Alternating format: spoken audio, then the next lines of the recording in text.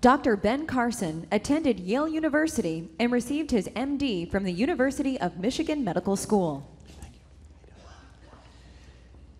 Dr. Carson, so much, and you've been one of the folks who've talked a lot early on about some of the faults with the Affordable Care Act, or so-called Obamacare. I call it that because the President said we can refer to it as Obamacare. Sure.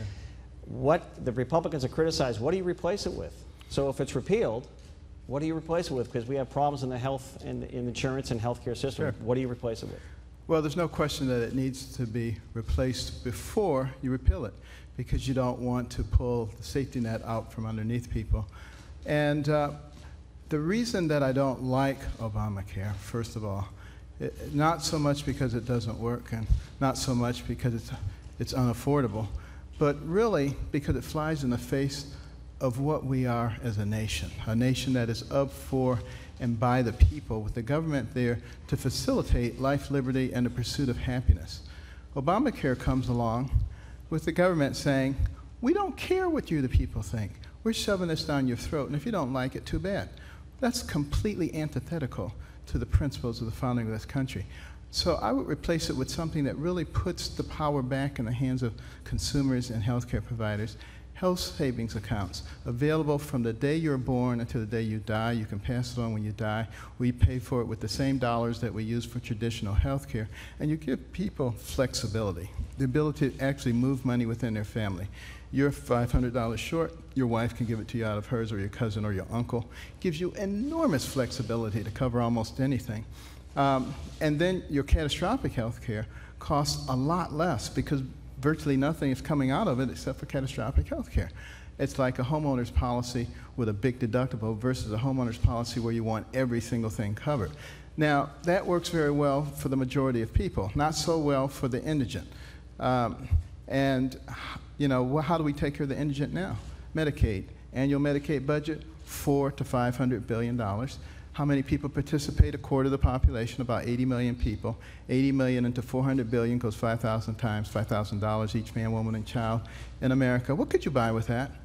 A concierge practice. Most of those cost between $2,000 and $3,000 a year. Still have a couple thousand left over for your catastrophic insurance. I'm not advocating we do that. I'm saying that's how much money there is. And think about what happens. First of all, Washington would say you can't give health savings accounts to the indigent because they're too stupid, and they wouldn't be able to manage them. They think everybody's like them. But the fact that it's not true, and in fact, you know, they said that about food stamps, and people learn how to manage food stamps. And they would learn this too. Mr. Jones, who has that diabetic foot ulcer, quickly learns not to go to the emergency room, spend 5 times more. He would go to the clinic, same treatment, but instead of just sending him out, they say, now let's get your diabetes under control so you're not back here in 3 weeks with another problem. He's learning personal responsibility, and we're doing things that teach that rather than dependency. A quick one for you. Some of our participants tonight are in the Senate because they had a vote tonight. One of the measures, Planned Parenthood. Should taxpayers fund Planned Parenthood? Absolutely, they should not fund Planned Parenthood. You know, these recent videos show the atrocity of that and the level of depravity that we have sunk into as a nation. And we simply have to stop that. If people want to do it, let them take money out of their pocket. Let them find other depraved individuals to help them. We have another doctor in the audience. There may be more, Dr. Carson, but Dr. Oscar Green of Londonderry submitted this question. When elected president, what is your game plan to reform the tax code? Well, you know, I base mine on who I believe is the fairest individual in the universe. That would be God. And he said, I want a tithe. He didn't say if your crops fail, no tithe. And if you have a bumper crop, triple tithe. So there must be something inherently fair about proportionality, and that's what I would do.